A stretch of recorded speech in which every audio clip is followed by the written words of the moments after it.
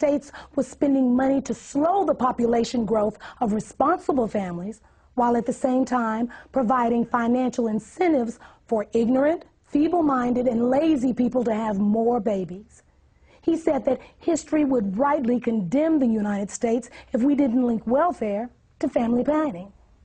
At that time, Eisenhower was the co-chairman of a Planned Parenthood fundraising campaign, along with former Democratic President Harry S. Truman.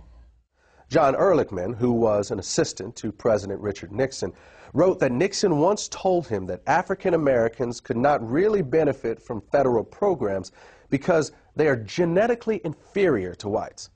Later, Nixon would label birth control a national priority and sign legislation to make it available as a service of the U.S. government.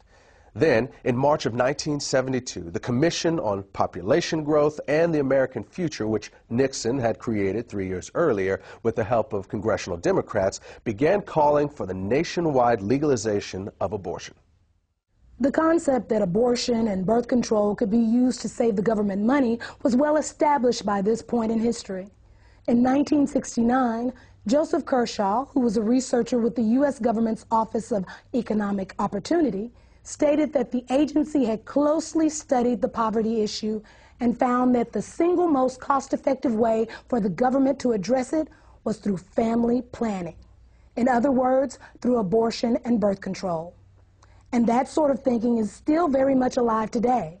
On January 25, 2009, the Speaker of the United States House of Representatives, Nancy Pelosi, said on an ABC News program that the government's economic stimulus package should include a large increase in spending for population control. She said that this could save the state and federal governments the cost of having to pay for the health care and education of poor children. Not surprisingly, Pelosi has a 100% approval rating from Planned Parenthood. At one time, it was common to hear politicians and elected officials openly talking about the need for population control in the black community, or saying things like $1 spent on family planning is worth $5 spent on economic development. But since we don't hear that sort of thing anymore, it would be easy to conclude that the government is not still involved in black genocide, but that's not the case. It's no longer necessary for the government to be directly involved in black genocide because that's what they hired Planned Parenthood for. I mean, it can't just be a coincidence that at the same time when government population control programs were backing away from specifically targeting black neighborhoods, at that same time, the state and federal funding for Planned Parenthood was being increased by leaps and bounds. To understand the magnitude of the dollars involved here, remember this. By 1970, Planned Parenthood was already the 19th largest health-related fundraising organization in the country. But by year 2000, it had moved into third place behind only the American Heart Association and the American Cancer Society. And a major factor in that phenomenal growth was government funding. Basically, what's happened over the last 40 years or so is that Planned Parenthood has taken billions in government money while locating the vast majority of its facilities in minority neighborhoods.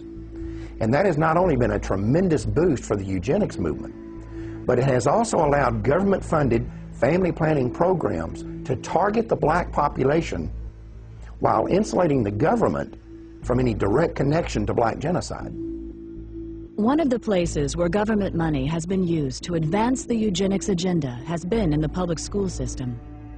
Although government-funded population control programs can be found in white schools, the evidence is that they are significantly more likely to be targeted at black schools. One example of this was seen in 1986, when it was discovered that Illinois public schools were not only distributing birth control to children, but that every one of the 50 facilities involved were in minority neighborhoods. When this information was made public, a local African-American pastor organized a campaign to stop the program. Reverend Hiram Crawford labeled the project genocide, saying that the obvious goal was to go after the Hispanic and black population.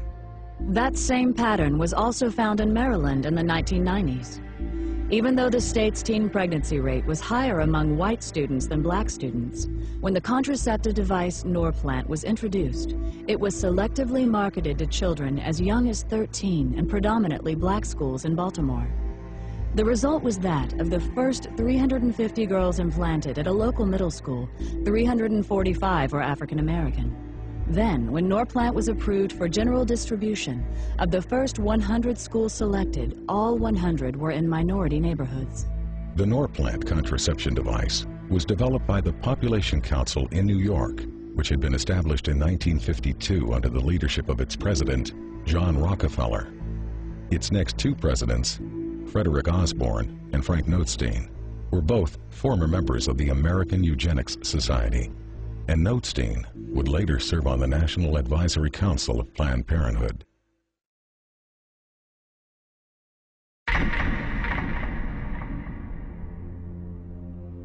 If you're going to curb population, it's extremely important not to have it done by the damn Yankees, but by the UN. Because the thing is, then it's not considered genocide. If the United States goes to the black man or the yellow man and says, slow down your reproductive rate, we're immediately suspected of having ulterior motives to keep the white man dominant in the world. If you can send in a colorful UN force, you've got much better leverage. Alan Guttmacher, president of Planned Parenthood and former vice president of the American Eugenics Society, 1970. 4 years after Guttmacher made that statement, America's National Security Council issued a report that was intended to define the United States government's official policy on controlling world population. It was called the National Security Study Memorandum 200, or NSSM 200, and it was formulated in cooperation with the United States Agency for International Development, the U.S. State Department, the Department of Defense, and the Central Intelligence Agency. One of its goals was to establish a strategy for reducing the populations of third world countries so that the United States could have increased access to their natural resources, particularly minerals and metals. Among the conclusions of NSSM 200 was that no country has reduced its population growth without resorting to abortion. The authors of the report then identified 3 non-governmental agencies that would be funded to carry out the government's population control agenda in the targeted countries. One of those agencies was Planned Parenthood. One of the tactics specified in NSSM 200 was that we might withhold food aid after a disaster if the countries do not accept the American idea of birth control. And this has happened many times all over the world. One example is the Southern American country of Guyana, which was hit by a hurricane back in 1997. Now, they had turned down abortion and birth control for 12 years straight. But after the hurricane hit Guyana in 1997, the World Bank said, we will not give you any aid unless you legalize abortion and birth control. And that's exactly what they did. I've seen this several times in Africa, where droughts have hit, and the United Nations and USAID will not assist unless they accept birth control. I've been all through Africa myself, and I've seen medical clinics that are full of birth control devices, but no safe motherhood delivery kits. There's no anesthesia, there's not even any bandages there. There's crates and crates of birth control pills and condoms. Now, while our commitment to birth control is going up every year, our commitment to authentic economic development is dropping. So we see less clean drinking water funding, less school funding, see less medical clinic funding. Another example is Haiti. Haiti has been hit by hurricanes several times, and the United States and other countries are saturated with birth control. In Haiti now, any woman, 90% of women at least, can now get access to any kind of birth control they want to, government funded, but less than 20% of the Haitians have access to clean drinking water. Now try to imagine there being a natural catastrophe in a country like Canada or Australia or France or England. And we go in there and we say to them, we're not going to offer you any kind of aid unless you accept our philosophy on birth control and population control. That will be outrageous.